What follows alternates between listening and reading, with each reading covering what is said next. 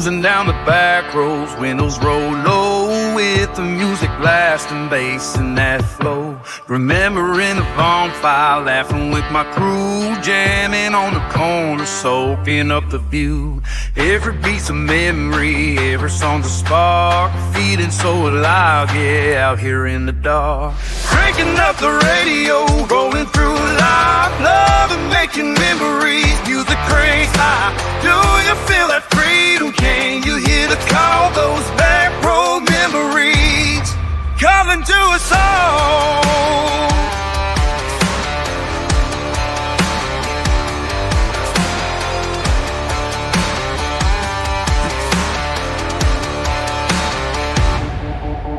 The dreams are still burning, laughter is the same, sound still echo loud, can you hear that name? Life was so electric, every day the song, hearts on the highway, we could do no wrong. Chasing every sunset, world spin around, living for the moment, man, we're going down. I can feel that fire still burning in my soul, when nobody's watching, I crank my rock and roll. Those back road memories calling to us all.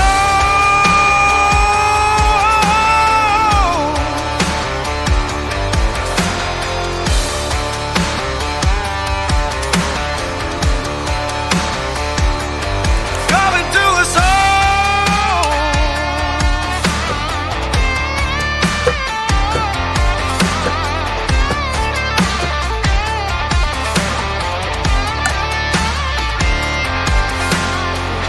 Down the back road. What's up, guys?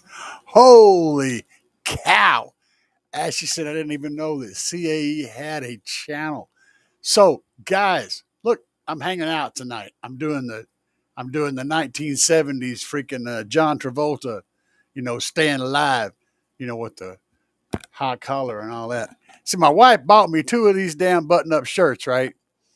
Because I got this thing, implanted, and I'm not supposed to put my arm up over my head, so I had to wear a button up. So I got 2 of them. They look just alike, and both of them have a pocket over here, and I'm not supposed to put any kind of electronic device in this area. So this is the only pocket I have, life, and that's the way it works. How's everybody doing this evening? Because I don't really have a plan tonight. I have a couple of ideas. I'm going to throw some stuff out there. We're going to talk about some stuff, but I had to kind of come up with it quick because I didn't realize Andy wasn't going to do a live show. I figured he might do something from Disney World because Andy is Andy. But apparently he's been forbidden to do a live show. I guess the wife dropped the hammer and he's stuck, living with Mickey Mouse, which is good. I'm glad he's getting out and doing some cool stuff. Let's see. Holy crap. Let's see what's going on here, everybody. So Basehead Cook, what's up, man? Welcome to the show. And Ashley Larry, nice to see you finally over here, my friend. There's Dubby over here. Good day, Dubby. And Dubby, I guess it's the middle of the day for Dubby, He's over there in upside down land. Let's see here. Ashley Larry. Hope I was well down there at Dubby's step. Let's see here what we got going on. Bobby's in the house. You guys are all insane. Scotty Adugatti is in the house. All right. Everybody's getting in here, and we're ready to talk about some stuff. So today, I was watching the Kicker Show, and I have a lot of thoughts on the tuning process. So if you guys are wanting to continue some of that conversation, I can input my opinion about certain things, and 99% of what they said on the show, I agree with. 99%, actually, yeah, 99. I'm gonna leave myself a 1% variable, but it's more about that last tiny bit is more about your personal taste. Everybody has a different taste, and how you get to it can vary a tiny bit here and there. So I'll touch on some of those things. If you want to know more about what I'm talking about, hit me up with questions in the chat. But I want to show you guys, I put this video up, I think it was yesterday, but I want to go through it and talk about it, because to me, this video that I'm going to show you guys is what it's all about. This is what everything that I do, you know, well, not everything. Okay, so maybe, I don't know, at least 50 or 60% of what I do is about this. So, and ask you, what's the flavor tonight? Hell, I don't know, my friend. I am slamming down shit over here and trying to get things done. So let me see if I can get this to work real quick, and then I'll show you guys what I'm talking about. Let me switch cameras. I'm not as good at this as Andy is, so bear with me. There we go. We did manage to make it over there. This first part of this video is one of my very favorite demos, and you'll notice that I have my OC puller wall back here. You can see my DB subs, 3012s, I believe those are 3012s, maybe. 3-inch voice coil, 2000 watt RMS 12s, great excursion, great 12-inch subwoofers, really good for the price. Had that C-pillar wall, but this was one of the first big builds in the Tahoe, and this was one of my favorite demos in that build. So, you guys may know this guy. Back again. All right, let's do a little bit of 28. See if we can break the rest of that apparatus.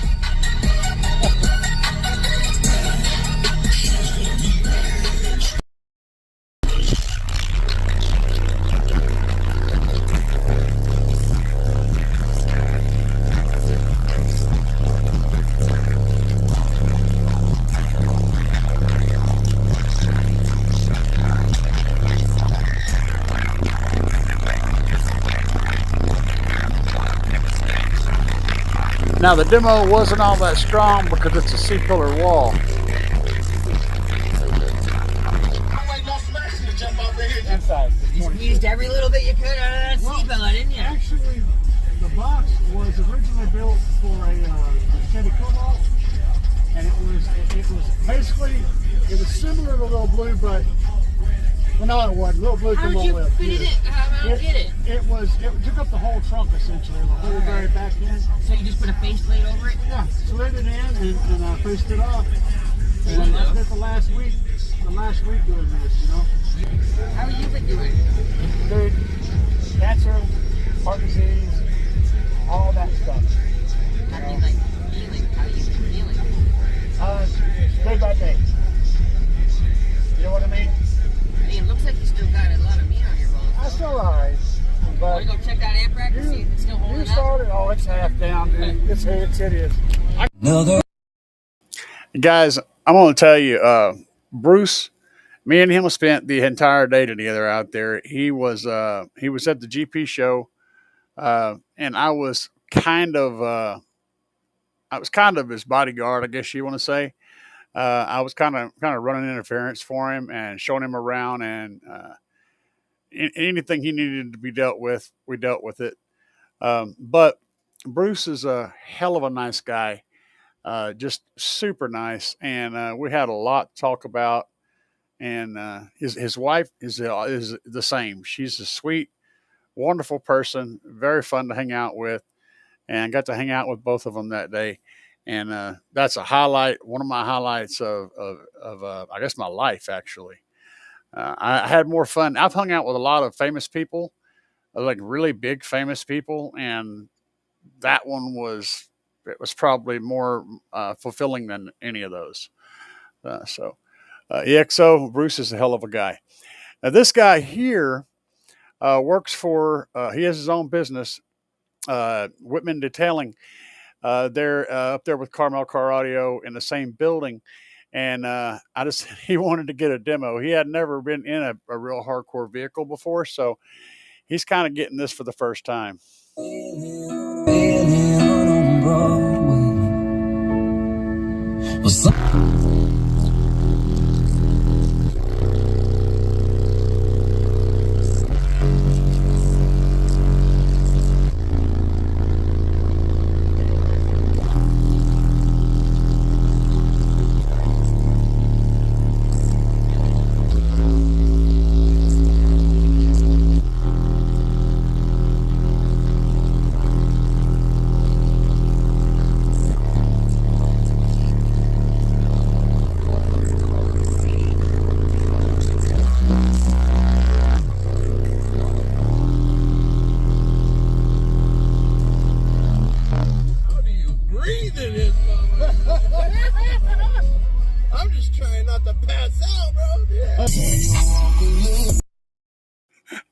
He said, "How do you breathe in this?" Now, guys, these are all these demos are prior to me adding the second 8K in my Tahoe. Now, this girl here is Megan. She's the girlfriend of another guy that I end up giving a demo to later on in the end of the video. He's a good friend of mine. So if you guys have seen any of the videos I have on Caleb's Caddy, you may not, you may have, I don't know. You also may notice that white Escalade in the intro video that I played earlier. Well, this is his girlfriend. And I'm up there helping him out, loaning him an amplifier. And she's out there getting her very first real bass experience. So she's a bass virgin, and it's about to get real. And her face, her bass face, is the best bass face ever in the history of bass. So I'll let you guys watch. I said I won't give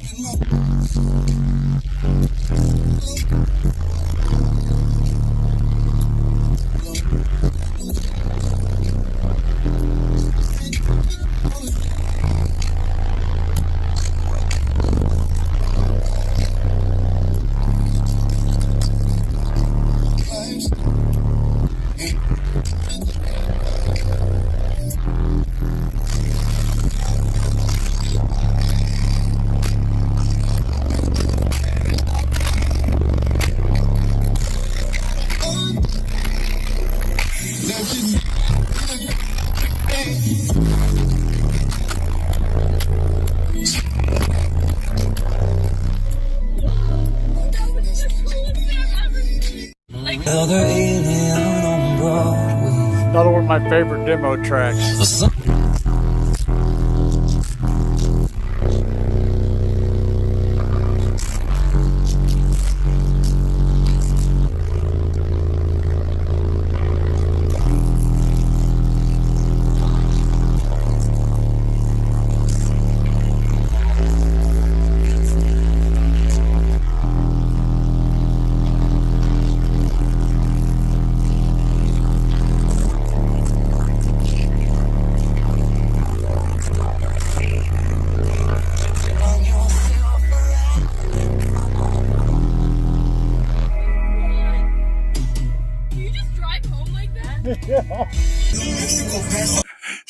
She said she said, "Do you drive home like that?"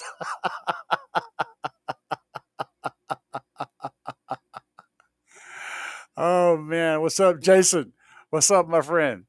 No, man, we're you know, I had to work with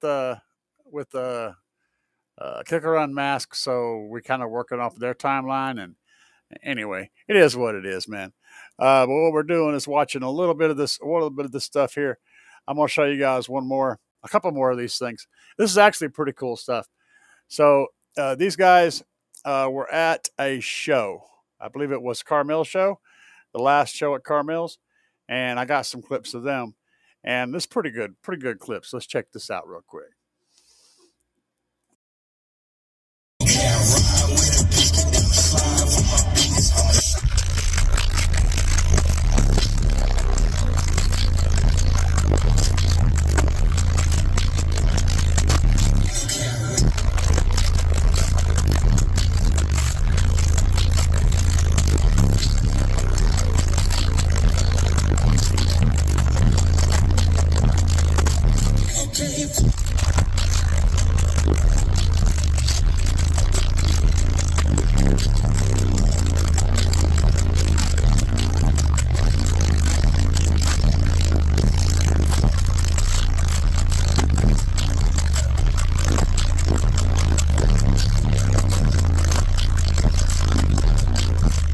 What's up, Joe?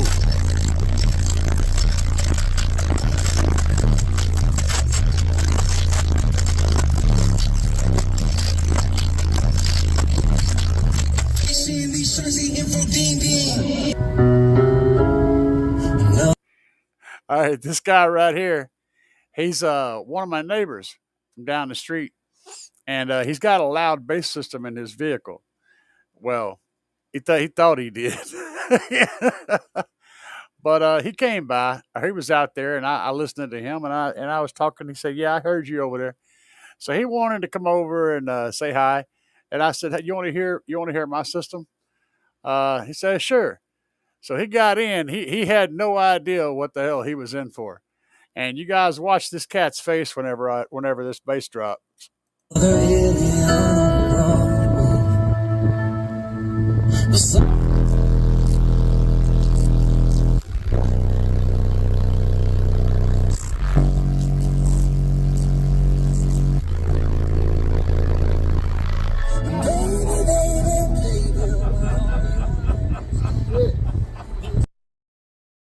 Now, as y'all can tell, I had mercy on him.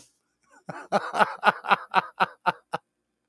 had to turn it down. I could see that he was bothered by it, so I backed off on it. But yeah, he got a kick out of it nonetheless.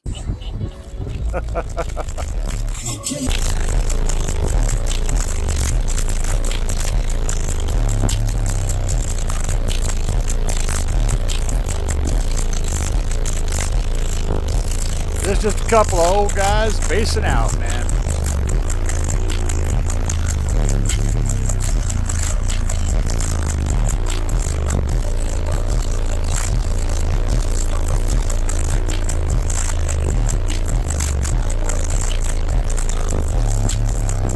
And so these are the guys. All right, now on this video, me and my wife were having a Taco Bell date. And we had gotten done with our date, and I met her. She got off work, and I met her up at the Taco Bell.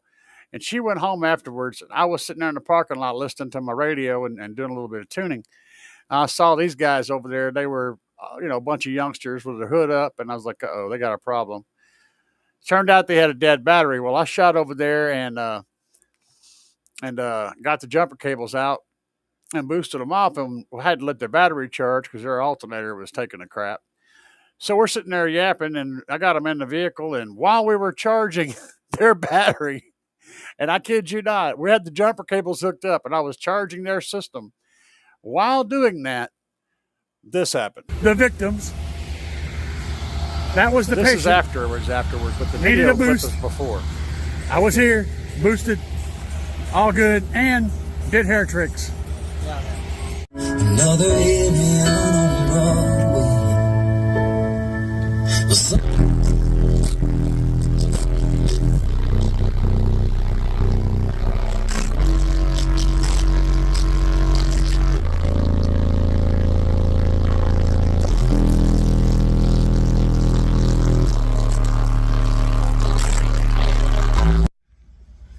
If you ever wonder why we do it, yeah, he got the hell out. Oh man! All right, this is one of the last videos. This was so I was outside working on the Tahoe, and these kids showed up, and they're from across the street. They had obviously heard my videos, heard my Tahoe before. They also watch my YouTube channel, which is crazy. But they showed up out there, and I was out there messing with stuff, and they're like, "Hey, can we hear your Tahoe?" Well, hell, man. This is how that went down. This is why.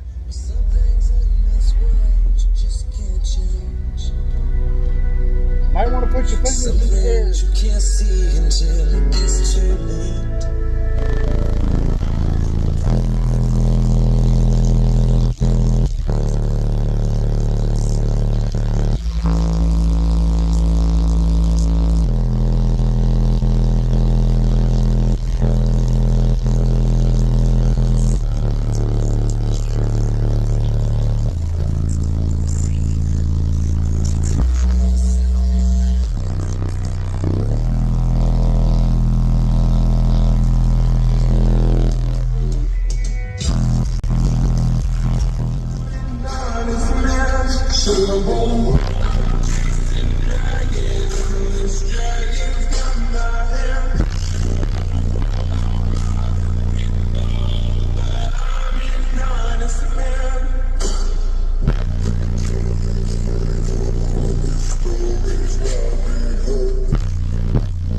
All right, now I'm going to crank it up. I'm going to give it the beans here in a minute. Right now, I've been running low power.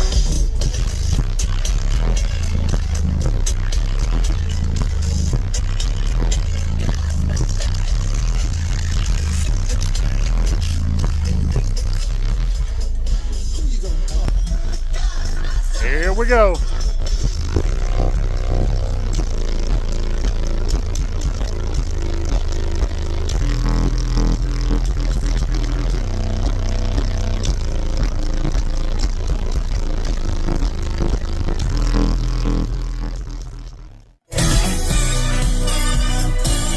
And this is Caleb. That was his girlfriend earlier.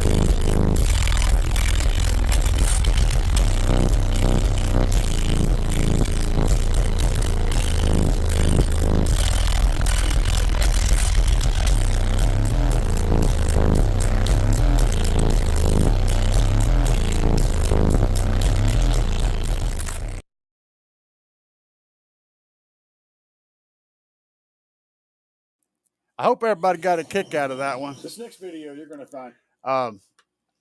We had a lot of fun, and I have a lot more demos than those.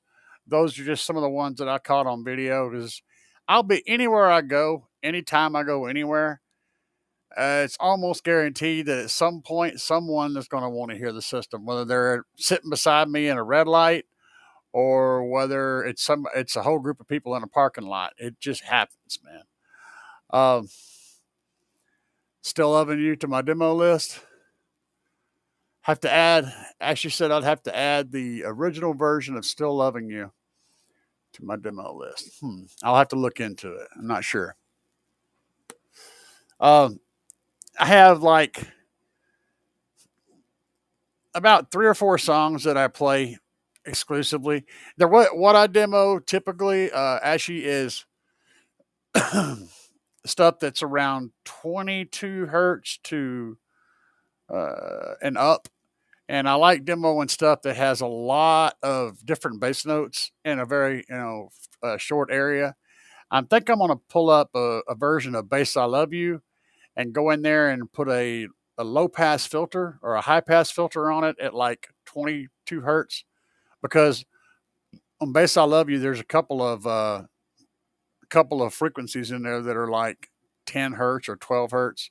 I don't want that coming through, but I can go into Audacity and remove the lower portion, roll it off so that it's not playing, and create a unbassed version of Bass I Love You. And that would be a cool one too, because it's got so much range. And my system is really good at playing everything, a huge range. So that's why I like using the demo tracks. That Ghostbusters track's got some good lows in it. It's great for wind.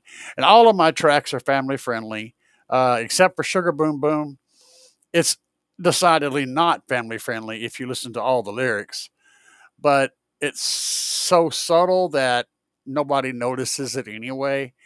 I mean, it's just Sugar Boom Boom. That's all they ever get from it, which is fine. Most of my tracks, 99% of them, are straight up easy, family friendly stuff, because I have all kinds of people in my ride listening to demos. Cool. That'd be cool, man. I would definitely jam that. They are. All of those tracks, except for Megan, the blonde, and about the second clip. That one was post 2 amps. That one had 2 amps. All the rest were done with 1/8K. I'm actually impressed at how much air I'm moving on the amount of power that I got on a flat wall. That's crazy. I'm getting quite a bit of air. I can float some stuff. I can do a decent hair trick, but the passenger seat, the whole damn seat moves like the cushion moves independently. It's just crazy how much pressure is building. And that's with both windows down. I demo with both windows down. And if I have kids in there, I demo with the doors open. And two things I always do with kids. One, I tell them to put their fingers in their ears, and I usually have their parents' permission, but not always. Most of the time, put your fingers in your ears, and I'll leave the doors open so they get a good demo. But I don't build much pressure in there with them in there. I reduce the amount of pressure I'm building. So I try to keep it, I try to keep it respectful, and I don't want to hurt nobody or hurt no one's kid. Those Slapz amps full bridge or half. They are full bridge amplifiers. Let's go back through here and see if I'm missing. There's a whole lot of stuff that you guys have talked about. Oh yeah. I'll go here and look at some of this stuff. See what's going on. Joe Berserker made it. What's up, Joe? See Ken Caria made it. And Jay Shipes is here. What's up, man? Ashy, awesome song. Saw them twice. Cool. Hey, man. I got two good rebase tracks. Just both of them just freaking slam. I love them. And I'm looking into that track you were talking about, Ashy. Oh yeah, thanks for rebase demo tracks. No problem. Never open the door during a demo. Yeah, I know, right? Fortunately, with my system, I'm not relying on back pressure from the cabin to maintain control of my subs. And so when you open the door on my system, it doesn't really change the pressure too much. It does change it some, but it's not catastrophic. It doesn't unload my subs. Now, for a lot of guys, it will, and it causes some chaos. But for me, it doesn't unload my subs and cause issues. Ashley said you have to have the original. Still loving you. Yep, I'm gonna look that up. Eric says, "What sub and box did you put it in?" I don't know. You're talking about a different comment. Hey, it's Bass Wife. Come over here, Bass Wife. Yes. No. Yes. No. Yes. No. Yes. No. Yes. No. Say hi, Bass Wife. Hi. Yes. Where's the camera? It's up there. Oh, hi. Hi. It's the thing with the blue. The shot glass. With She his brought me pills. my shot glass of medication. You missed one. Keep going. Did you put the extra? I did. Okay, Yes, good. I did. Did you put the rat poison in there? Okay. I did. I doubled up on it tonight. You need way more rat poison because I'm not dead. I'm not dead yet. Yeah, I know. I need to learn. You need to work on your dosage. Super low bass drops. Your subs to be moving better nowadays. There's more air. I'm getting more wind. There is more decibels. Probably a dB more than I had before. And the notes are tighter and the notes change up is quicker. So like whenever your subs get to going, a lot of times you'll have a little slop in between notes. When you're running a big ported enclosure, that's just par for the course. With the higher ohm load and 2 amps playing similar power, I'm getting twice as much breaking or dampening. Okay. The electric damping is happening twice as much. Plus, it's a higher amount on each amplifier. And that additional damping factor is noticeable big time when it comes to my system. It's substantial. Like, I noticed it immediately. I wasn't even looking for that. I wasn't expecting anything like that.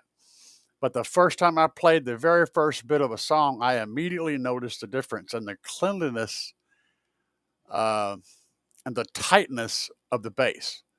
It was tighter, it was cleaner, it was crisper. The note changes were more instant, and everything just sounded overall better. So we can get a lot of information from that. We can glean a lot of info from that, guys. We can talk about that too. W said we need to rebase YMCA. I don't agree with you, but I would definitely jam it. YMCA. Oh man, uh, just an old Energy Sub Seal 200 watts. Hey man, look, uh, I've ran everything. In one car I had I bought a crappy home theater or a computer subwoofer from a thrift shop, and I put it on a really cheap amplifier off of Amazon. It was probably making like 150, 200 watts maybe. And that was it. And I had the deck unit for the rest of the system it was in a Jeep Cherokee. And it sounded phenomenally good. It really sounded great. It was just a little tiny, like 5-inch driver and a little crappy wooden enclosure. But for whatever reason, sometimes the acoustics just lend themselves to greatness. And sometimes the weirdest shit sounds amazing. It's just the way of the world. And you guys been in audio long enough, you'll know that sometimes the weirdest shit just sounds really good. And that's what happened in there. Let's see here. Lex HP said, are those Slapz amps full bridge or half? I said, yes, they are full bridged. Jason, good call, man. Sealed boxes in a big SUV can sound pretty peaky. Yeah. Ported boxes tuned low sound the best. You're 100% right. That's I share the same opinion. We'll say that because when you say the word best, that means that it's something that you have to judge personally. Tallest, fattest, coolest. These are all things that you have to be subjectively judging, and they're not an objectively better, just subjectively better. But I agree because I think it's because of the way cabin game works in there. I don't really know. Seal boxes. I really like the way a seal box sounds. I like the lows and I like how predictable the roll off is down in the low frequencies from the higher frequencies. There's not really a big dip or a big, it's more of a smooth roll off, and that is much easier to DSP. And yeah, I think a seal box just inherently sounds better than a ported box. That said, you can't get the ferocity out of a sealed box that you can out of a ported box. You need the port to be able to do that. And I wanted tons of wind, and sealed's going to give you some wind if you put enough power and you're moving enough cones, but you're still going to be sacrificing a whole lot of wind. I like the wind, man. It's people get a kick out of it. It's fun. Door speakers are cooked original 2002. Okay. Get some door speakers, Eric. Right. Get them door speakers, man. Yeah. Ashley said, hi, bass wife. She's in there watching like CIS or some kind of hospital show or, women and that stuff. She's watching some of that, girl shows. I don't know. Emergency room doofuses, all that stuff. See here. My Navigator still has the original door speakers. Put a DSP and amps on them, and they sound real good. Yeah. If you bump up the power just a little bit on your factory speakers, and they're not degraded, physically damaged, they can actually sound really good. People give a lot of flack to factory door speakers, like how bad they are, but they're really not. In reality, that is a design that's a lot of money was spent on getting something that both physically fits in that space and can handle, 20 years of weather, and a system that allows you to go full tilt boogie and not blow it up. Think about all the tech that goes into designing that. That's not some fly-by-night piece of crap. That's a lot of engineering that goes into designing the speakers and the system to work with that. And a good factory system sounds pretty damn good. It it is what it is, man. Um, that's an awesome wife. Oh man, she's on it. She's on it, dude. She takes care of me. She hooks me up. She brings me my rat poison, and you know, we just keep it rolling. J Max said, I just joined in. What am I running? I run 2 Slapz Audio 8Ks on 4 Slapz Audio Oblivion 15s and a ported flat wall box. A 2K on a 10 and a super tweeter in the doors, and a 160.4 on 2 3.3 inch Audio Dynamics 3000s and the A pillars. And I'm running an Audio Dynamics 6.8 hi-fi DSP Bluetooth to a tablet for my source. That's pretty much the whole thing. Let's see. Full-size SUVs don't play above 45 hertz. Most of the time, they don't. Most of the time. It peaks at around 44, right? But, and that ported flat wall plays as high as I want it to play. It literally does not stop outputting. It'll run up into the point to where you will run out of the vehicle. It's just, it starts getting painful up into the highs. I actually have it crossed over at like 60 hertz, but it'll easily play 120, 150, whatever. Just scream at you. That it just doesn't peak, man. It doesn't stop. Let's see here. Cabin space is a killer. It can be. Jay Shipes, I got to take time to figure out which subs I got. Which sub I got had a dust cap come loose. I guess it happened at the show Sunday with all the heat.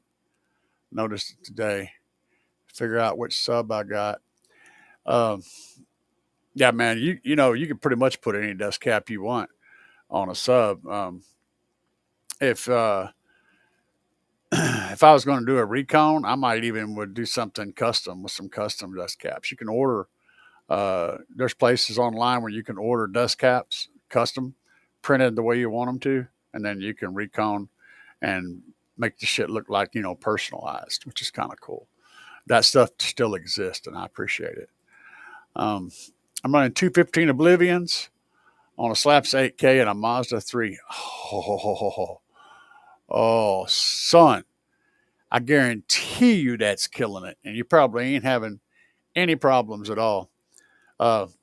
Guys, the shock amplifiers are extremely underrated in the fact that these amps are really, really good amps for a great price. If you're looking for some serious power, a clean, solid amp at a good price, Slapz Audio is where it's at. They're basically clones of the Sundown Full Bridge amplifier, so the SFBs. They're almost part for part a clone. And so, yeah, if you know anybody running SFB amps, same, just like, you know, a lot less money. So that's all good. Now, I got something goofy I want to show you guys. Since we are done, and we were checking my comments on my videos because I'm always answering comments. I do this shit all day long. Let's see if any of this stuff is relevant. I don't think it is. But I'm going to show you guys what I was working on earlier. Now this, I'm not going to spend too much time on this because y'all get bored with this pretty quick. But, you know, I'm not always doing car audio stuff. This is related. It's audio, which is related. So I'm going to show you guys what I was working on earlier. Let me see if I can get this stupid, my stupid brain. Because I told y'all I suck at this. 2 Trinity 15s going on a Ruthless 10K. with 8-inch arrow port. That's a small port for that. Not tiny. It's reasonable. It's a reasonable port. Let me do this. I'm going to pull this over here. Put that over there. Okay. Because this seems to work better. All right. Now let's do this. Camera. Media. The wonderfulness that is learning how to make this work. Let's see here. And share. Where's it at? What did you guys do? What did you do? All right, we'll turn on the audio. Share. All right, guys. So this is a song that I've been working on. So I started on this like last week, I guess it was. But I got multiple tracks in here. And I want to show you a couple cool things about sound and about sound control, sound engineering, and whatnot. First, I'll let you hear a little bit of this. Less freedom. Let me go back here to the beginning or something close to the beginning. Body aches from sleeping, hurts more when awake. But I've got to get moving, so much at stake. Yeah, we gotta keep the lights on, gotta pay the cost. Now I'm a little bit broken and a little bit lost. Old age is a blessing. So what I did was I've got this is a music track here. This is a music track here. This one down here, I've added a little bit of reverb to it and also cut just a little bit of 200 hertz area. And this one, I boosted the 200 hertz area a little bit. And there is no reverb. To what I was trying to accomplish was adding a bit of a stereo effect. So there's a couple different things you can do. So on this track, Audacity puts your left and right fader by default in the middle. So what I can do is I can take this track and give it, say, 50% pan to the right. Then I can come down here and give this track a 50% pan to the left. All right. Then I can solo this track and solo this track. So they'll both play together without the vocals. And we can hear what that does. You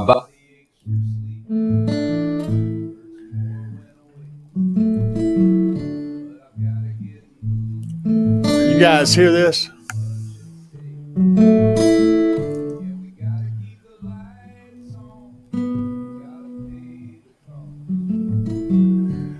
So what happens is I'm getting one effect on one channel and one effect on the other. And I've also boosted the solo on this channel. And there's all kinds of stuff I can do. Like I had to go into the vocals and remove some what's it called? Plazas or whatever. It's wherever you say Peter Piper picked a peck. You get that sound. Well, that's in there too. So I had to go in there and drop a 50 hertz filter on the vocals to kill that out. There's a name for that. I can't remember what it is. But anyway, this is the crap I've been working on. I know you guys are not into this. Am I trying to be a DJ? A DJ? I've done DJ work, but that's not what I'm doing. No. Basically, I just like being creative and working on stuff. I do. I mix tracks. I do some mixes for other people. I got a couple of rap guys that send me stuff, and I work on that shit and send it back to them. I'm pretty good at it, and I can create some pretty cool stuff. So that's what I do. I mess around with AI creation tools as well because that allows me to do some things that I can't do. You know, I write a lot of lyrics. I write stories, books. Yeah, popping your peas, baby. Plosive. That's it. Thank you. Thank you, sir. Recording artist, plosives. Yeah, they're the enemy of an audio engineer, man. But again, you can get rid of them. They're usually like around 50 or 60 hertz. So if you just go in there and and drop a, like a 60 hertz or a 50 hertz 48 dB roll off high pass filter on it, and you can kill all that. That's what engineers used to do all the time to pretty much all music. Is they would put a crossover on it down low so that you wouldn't get a lot of bass in the track, because the equipment back in the 60s and the 50s and back, even the 70s really, and the 80s, the equipment that was being used to reproduce music could not reproduce anything below like 40 hertz. You guys have heard of anything below 40 hertz is wasted information? Well, in 80s, the mid 80s back, it was all wasted information because no one could reproduce it. Nothing could reproduce it. But we gained that ability eventually. And records couldn't hold it very well. See, real estate's expensive on a record. And the lower a frequency is, the larger a groove it cuts in that record, which reduces the overall time that record can run. And a lot of stereos couldn't reproduce it either. So, yeah, they didn't, like, go back and listen to another one, Bites of Dust. Those bass notes are like 60, 70 hertz. They're pretty high. I even rebased it just to see what it would sound like, and it sounds absolutely juicy when you drop it down to like 30 hertz. Jason said, I was thinking you can make some money making songs for people, but if they don't like it, you have to start all over. It's hard to please everyone. Absolutely, man. You guys heard of Fiverr? Fiverr is pretty cool. So that's where you go. You go on Fiverr and you can hire anybody to do anything. There's people on there that'll do vocals, people that'll play drums to it. You just send them a clip of your song. Like this track here, for example, I could send this music track to a Fiverr drummer and tell him to build me a drum beat for it, and it would cost me set amount, $5, $20, $5,000, whatever his rate was. And then he'll send me back the drum track for it, and then I'd have a drum track. You could put a whole song together on Fiverr. You could have Fiverr vocalists singing. You could even have them write their own words. It's like anything you can think of. You can piecemeal out all kinds of audio work on Fiverr. Fiverr. Check it out. It's very cool. If you're into creativity and you want to try something interesting, it's pretty neat shit. That said, we were talking about tuning. Yeah, it's good stuff, man. We were talking about tuning on the Kicker Show. Now, of course, Kicker is going to be pretty much talking about tuning as it is represented by Kicker equipment, because that's kind of the bread and butter that they butter their bread with, right? Which is fine. You're still going to learn a whole hell of a lot of information watching their show about everything, because it's still a pretty universal topic. That said, it's not completely universal. The equipment they were talking about using tonight was specific to Kicker. And some of those functions that they have are really cool. Like being able to do an all-pass filter correction automatically for like $100 or whatever. That's off the chain, dude. That's absolutely off the chain. These are some of the features that you don't see in a lot of car audio, especially automated features. I've got a DSP over there from Audio Dynamics that does a full auto tune. It does 90% of what they were talking about. It does time correction, phase adjustment, equalization, all that stuff. And I think it sounds like, I think when you let it do its own thing, it never sounds good. It sounds better than a non-experienced person trying to tune. Like if you don't know what you're doing, it's way better than what you'll do. Like way better. But once you've learned a little bit, it's just going to piss you off because it isn't going to do exactly what you want it to do. And my buddy installs those DSPs, tons of them. So he had invested in the microphone to let the thing run its auto EQ. And after using it for a few months, he gave me the microphone. He doesn't let it auto EQ anymore. He doesn't let it auto set up anything. He doesn't like the way it works, and it was just taking up dust spaced on his shelf. That bad. So if Kicker got it right, then hats off to him. I can't personally speak on them, but I have friends that in the know that I feel pretty confident in their opinion. They seem to think that they work really well, so that's good. I do like the fact that you can go into that EQ, into that amplifier, and manually work in it as well. So you can let it run automatically, or you can manually adjust it. If you can't manually adjust it, it's only going to make you mad. It's only going to make you mad. J-Max said, that's wanting to learn more. My DSP, I have a DSi-3. I don't know anything about that specific DSP.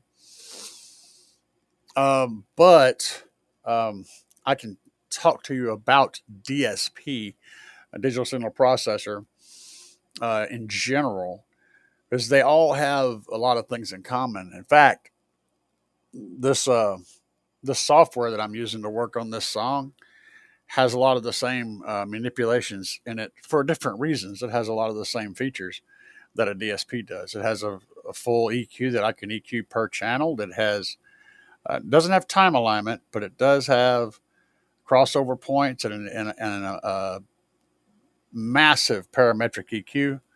A parametric EQ is an EQ that you can adjust not just the levels, but also what bands that those are adjusting and the width of the adjustment. So there's lots of different things you can do with a parametric EQ that you can't do with like a normal slide up and down, just regular EQ. When you go to getting into big dog DSP stuff, parametric EQ becomes the standard. Anything less than that just doesn't exist anymore. And you're going to need it too, because you're going to need to adjust 243, not 250. Shit like that. You're going to need to be able to. It's the flexibility of having a parametric EQ is just, it's like a bicycle chain. You got to have it or the bicycle ain't going nowhere. Jason said, is that a digital design unit?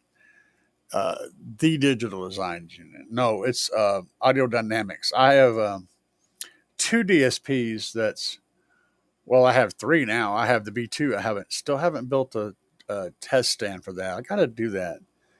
I just haven't had the Yontu. I haven't had the Yontu to actually tackle it yet. So I'm kind of being lazy, I guess. But if we're honest, that's what's happening. But it's Audio Dynamics. It's the DSP 64AT auto tune. I got it on the shelf over there. It's sitting right there, just chilling out. All the chords and everything. And it works great as long as you don't ask it to auto tune and expect it to be awesome when it does. It's not going to be. And they give you 2 curbs to work with, 2 built-in curves. One of them has kind of a thing and then more of a dip, and then the other one has kind of a thing and then a little bit more of a pink. They're really shitty curves. If you could, they really are. I hate it, but their curves suck, and they give you 2 crappy curves to choose from, and both of them are bad. I'm more of a V guy. I like a nice, V. It just sounds better to me. And both of those 2 roll the highs off. To me, those 2 automatic tuning curves roll the highs off too much. I like a little more sprinkle in my potatoes, a little more salt and pepper on my meatloaf. It is what it is.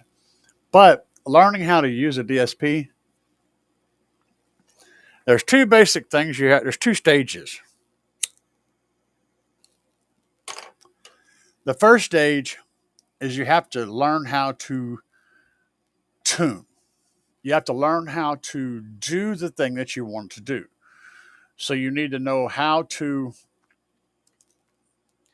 what needs to be adjusted. You need to be able to listen to it or look at it on RTA and understand what needs to be changed and what change would improve the situation.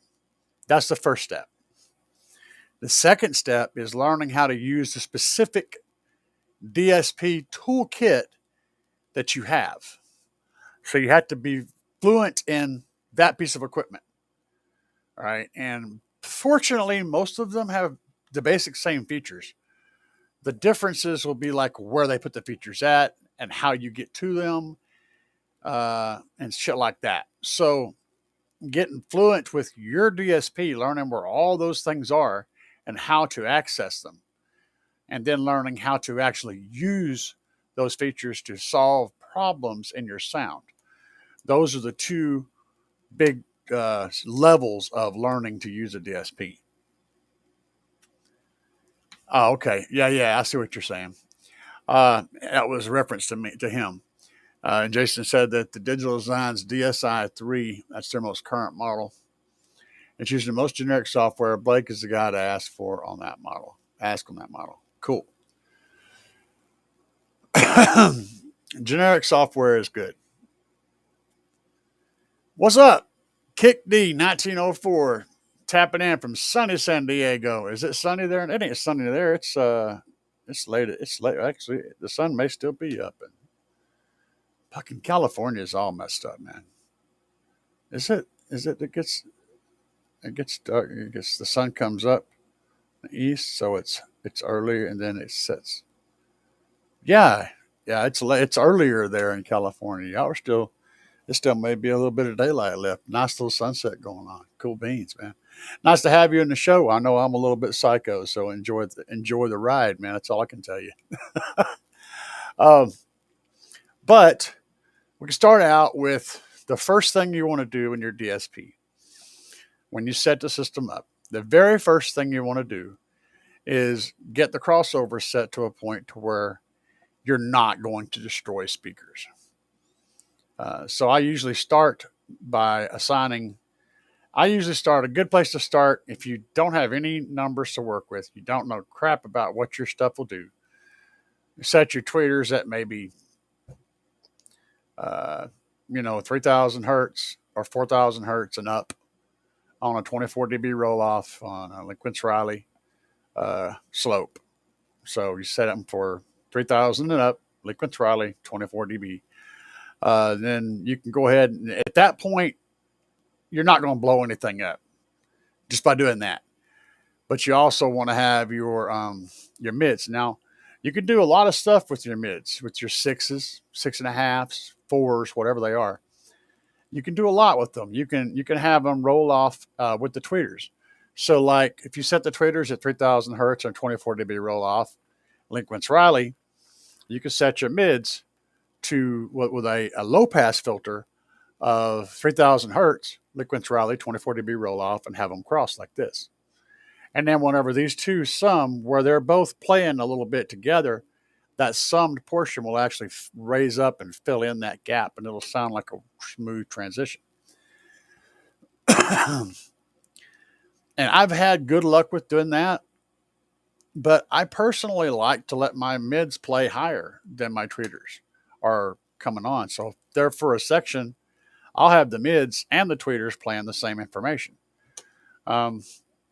Again, personal taste. That's where there's not one thing that has to be. You can do things outside of the box and get good results. What you don't want is your tweeters trying to play anything lower than what they can safely play at the power level they're playing at. And then, of course, at your mids, you would bring them down to, if they're like a 3 or a 4-inch mid, you'd roll them off at like 450, 500 hertz.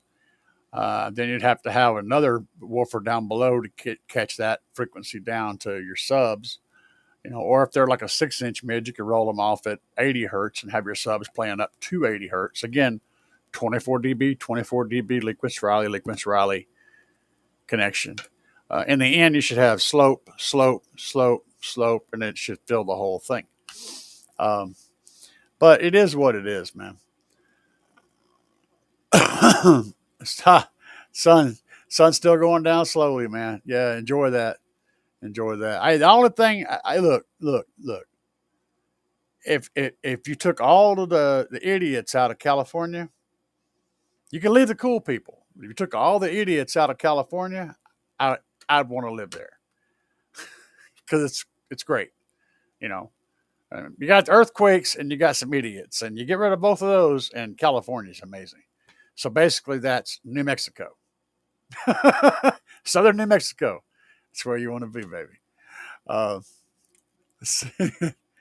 Jason said, I'm looking at the Goldhorn 816 DSP 16 channel. Cover all of my needs. There's not many users in the U.S., but they do well in competition in Europe and Asia. I'm not familiar with it, but I know you. I know if you're into it, you've definitely researched it because I know you. But once you get done setting your crossover points, so you've assigned each driver a range of sound that it can reproduce, and they all have their jobs, and they're handing off to the speakers next to them to do the other jobs. Then you have time alignment. And I like to do time alignment early because there's other things you can do later to tweak the time alignment, but you want to have the fundamentals of a time alignment done beforehand. So how do you do that? First thing is, the closer you can get the speakers, well, honestly, okay, the further away you can get the speakers from your head, the easier it is to get a good time alignment. Because even though you're sitting here and then your passenger stuff's over here and your driver stuff's right here, there's a big difference in those distances. You can't see this hand. There's a big differences in those distances. The relative distance, if the speakers are really close to your head, is a lot of difference. Okay, but as farther you move those away from your head towards the front, now this distance relative to this distance is less of a change. Okay, so having you're having those drivers that you're really wanting to focus on getting that image right, be as far from your head as they can be, is a good thing. That's where dash speakers come in, or A-pillar speakers. Any way you can get those speakers as far from your head as possible is going to help with time alignment, which will help with your imaging in front of you. That's the physical fix, okay?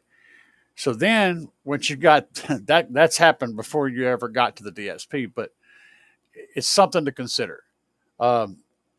Now, in your DSP, where you want to focus your time alignment, focus it on the drivers that are handling from like 500 hertz to 10K. Okay? That's the range of the human voice mostly. It's also the same range where like 80% of your music is. And it can be anything from a 6 to a 3. Okay? Having those guys way out in front, as far away as you can get them. Then you focus on aligning those. So I start with those, and I'll align those. I'll use the measuring tape method. So you set the DSP time alignment section to inches. And then you get your measuring tape out, and you run that sucker from your ear to the speaker over here. You write that down. Same thing on this side. Write that down. Get those measurements right. Put those into your DSP. I said write them down. I said write them down because inevitably later on, you'll end up having to do something and you'll want to know what those measurements are again, and you'll have to remeasure. So write them down, then you don't have to remeasure. All right. I work with just those two speakers, just the vocals, right? I listen to what I've got with the measurements in there. Sit back in your seat in your natural position that you ride in. Don't sit up here like you're, prim and proper in Sunday school, because you don't sit like that in your car.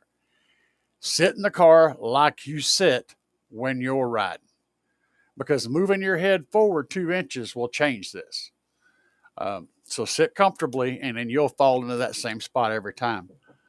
The next part of that is, after I get that going with those 2 speakers, I then will tweak it a little bit to the left and a little bit to the right. So I'll add a little bit of length to the left, put it back, add a little bit of length to the right, put it back. I'll adjust those tiny little bits, and I'll listen for it, and it'll come. You'll probably get a slight improvement on how the sound field looks in front of you as you make those minor tuning adjustments. And once you get those 2 guys nailed, and it'll happen, then you got to worry about getting everything else in the field. And it gets more complicated because you'll have waves canceling each other and causing other weird things to happen. You're going to have a 200 hertz null in your driver's side. You're just going to not be able to get 200 hertz there. It's pretty much every car I've ever worked in. On the driver's side, there's always a big old hole where 200 hertz goes the way of the 10 millimeter wrench. It's just gone, and you can't make it happen. So you're going to be fighting with that. But there's a lot more to this. And the learning process never ends. So once you start the process, you're going to continue to improve as long as you're picking up new information. When you get a tune that sounds pretty good and your speakers aren't exploding, save that shit, okay? And then pull up another tune, call it your, whatever, and just practice. Call it the practice tune, where you just keep working on stuff, changing things. Watch how it affects you. Another thing that I found that works really cool for time alignment. So once you got before you even do your time aligning with the delay, right? You can try flipping the 2 speakers out of phase. So try flipping the driver's speaker out of phase and then put it back, and the passenger speaker out of phase. Put it back. Changing the phase will move the cancellation around in the sound field. And I find that if I flip in the Tahoe, if I flip my driver's vocal range speaker out of phase, my sound image will just go pow, right smack in front of me. And it does it for the passenger too. And it all has to do with where the waves are peaking and valleying. So if the 2 speakers' waves are peaking at your head, that note that they're peaking at is going to be louder. If it's peaking over here somewhere and there's a valley over here at your head, then that note's going to be much softer. And all of that dictates where you see this image at in front of you. So by flipping one out of phase, you change the point to where they peak. And in certain scenarios, it'll just pop it right smack in front of your face. And when you can do it that way, instead of actually changing the delaying the sound, you can also get the same coolness for the passenger as well. And you can create a time aligned 2-seat tune. And that's magical when that happens. And mine's pretty close. For me, in the driver's seat, the image is right out in front of me. For the passenger, it's just ever so slightly to the right. Just slightly to the right. But it's still pretty much out in front of them. And getting a good 2-seat tune is a big deal. And you do that without even having to put any delay at all in the signal. So don't be afraid to experiment. Like I said, create a good safe tune that sounds pretty good that you can go back to, and then have a practice tune set aside. And just try different things, because sometimes, a small change can change everything. Anyway, I have just gone on and on and on and on and on. W said earthquakes and idiots. Sony explodes. For reals, man. Jason said, recently I've been adjusting my time delay by ear. Yeah, that's what I was saying. I take distance measurements to get in the ballpark and then tweak them by ear. Absolutely, man. Jason, try turning off all your time delay on a new tune and flipping one speaker out of phase and then the other one. You know, never both of them at the same time. One out of phase and then the other one. Watch what that does. It's pretty cool. So the other thing you can do after you've got your time alignment, your phase, everything is right. If you really want to really zero in your image in front of you, this takes time, but this is how you do it. Okay, so you need an RTA and an RTA mic, and you need a signal generator that can generate tones. You can get an app, something that'll allow you to generate 20 hertz, 30 hertz, whatever, all the different frequencies. You set your mic up. You can also do this by ear, but trust me that your ear is going to get tired very, very quickly, and it's not going to be the experience that you're looking for. But set your mic up, and get your DSP, or not your DSP, but your RTA screen out there where you can watch it, and then start out at like, whatever your lowest frequency is, say 30 hertz. And actually, yeah, well, we'll just call it 30 hertz. If you're playing 30 hertz, obviously that's coming over your subwoofer. So turn everything else off except the subwoofer and get it going, right? And then what you should hear as you start at 30 and you slide that tone up, that 30 hertz or whatever the frequency is should stay in front of you. If you're hearing it from, oh no, see, the subwoofer doesn't really work this way. So let's say start out at 100 hertz. 100 hertz is a good number because that's coming from both your different channels in the front, your left and right channels. So start out at 100 hertz, and let's say the sound is right in front of you, right where it's supposed to be. Okay, and you slide it up toward 120, 130, 140. If you notice the sound start to drift, and it will. It's going to start drifting. As you turn that gain, that raise that frequency higher, right? You'll notice the sound in front of you drifting side to side like this as it's going up. Now, a little bit of drift is normal because the wavelengths are different. The waves are different lengths. But whenever you hear it start really going hard in one direction, that's when you stop. Now, if it went, so if you had it go real hard toward the right, then you may want to go into your DSP, go to your left channel, and boost that frequency just a little bit, that same frequency on just the left channel, on the left channel EQ. And then go to the right side and the exact same amount, drop that frequency. So if you boosted it, say 2 dB, over here on the left, then drop it 2 dB on the right so your level stays the same. And as you do that, you'll hear that tone move back to the front, right? So once you've got that tone to slide back to where it belongs, then you can continue up the scale to higher and higher and higher notes until you hear it drift off to one side again. Fix it the same way. If you manage to do this successfully, and your ear is going to get very tired of hearing beep. Like I said, you're going to need some breaks. But once you do this and you get it right, this is the rewarding part. When you get done, make it up to say 10K. You don't have to go any higher than that because your ear doesn't really process that stuff as image anymore after that high. From like 100 hertz to 10,000 hertz, shut the tone generator off. Your brain will be like, right? Because that was rough. Turn on your favorite song, the number one favorite song, and prepare to have your mind blown.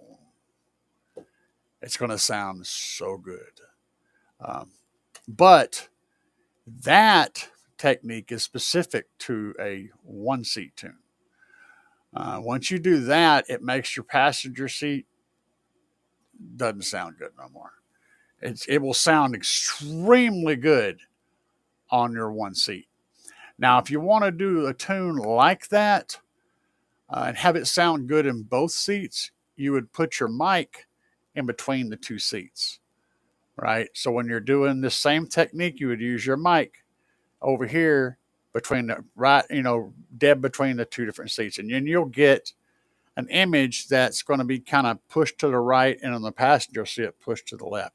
It's going to kind of appear to come from the center of the dash from both perspectives.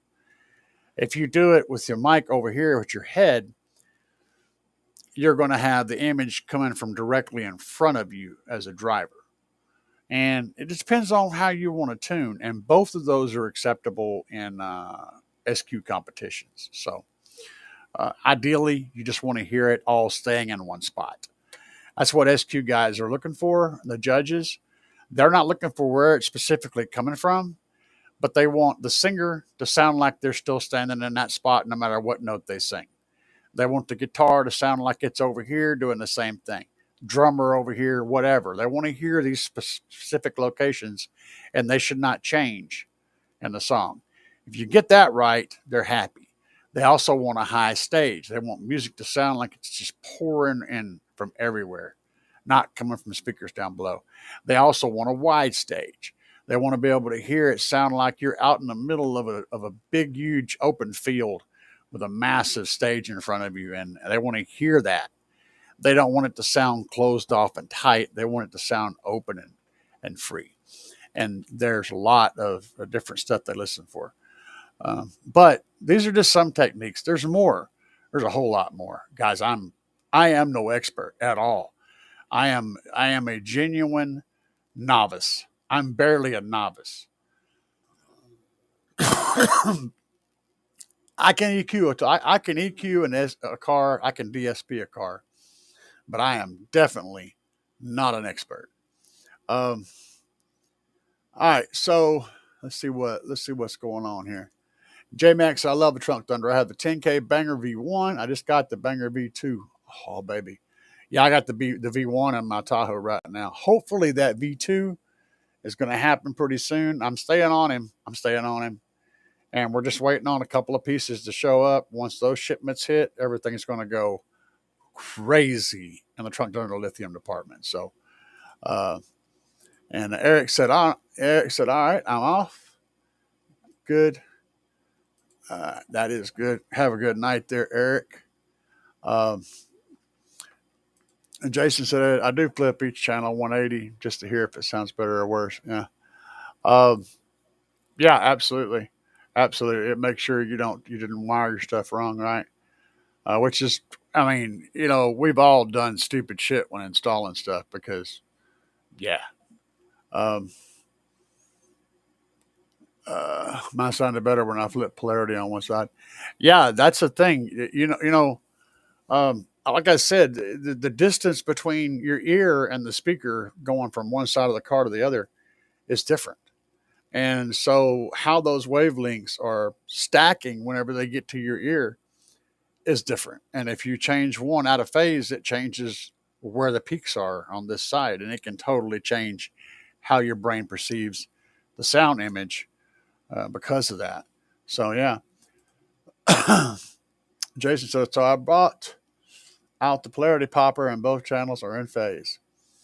No, it's, oh, you got, so you were out of phase. Did that polarity popper go through the DSP? If not, you were popping the signal before it got DSP. I'm not sure. Anyway, I'm sure you're on top of that. But yeah. Said he gave up on trying to get a 2-seat tune. I have a preset for the driver's seat and a preset for the passenger seat when I want to demo the system to someone. Yeah, and that works. I've done that too. If I'm doing a full SQ build, I absolutely have. I actually run three tunes. I run the driver's tune. I run the all around tune, which has no time alignment done, and then I have a passenger seat tune as well.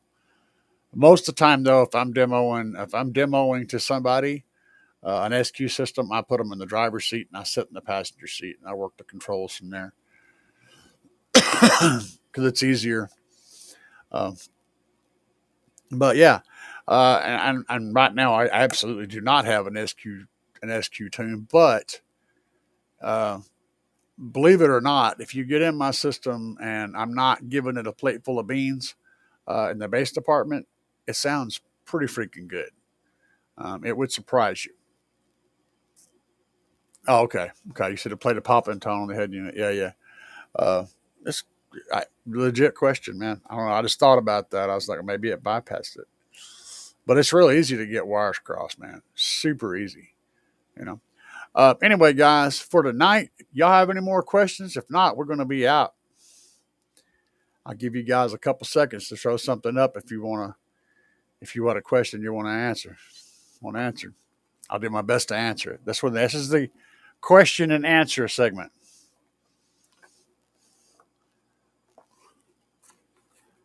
We shall wait.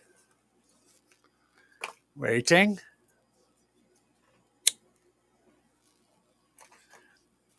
All right, guys, let's get the duck out of here.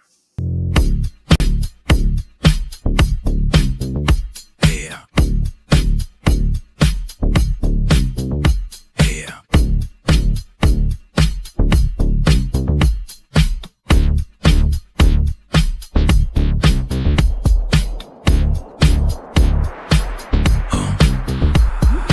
Out here banging up and down the street, slamming it to the ground. Subwoofers are getting loud, you can feel the booming sound. Getting ready to go, got it shined up for the show. Powers charging, amps are amping, gonna let the woofers blow. Another one bites the dust. Another one bites the dust. And another one goes, and another one goes, and another one bites the dust. We got more at home, another one bites the dust.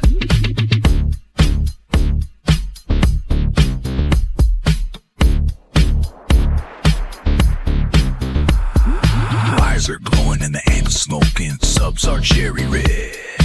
Let me keep jamming, gotta keep the bass slamming, gonna go hard till they're dead. Full power, gotta let it go, 20 hertz in the floating hair.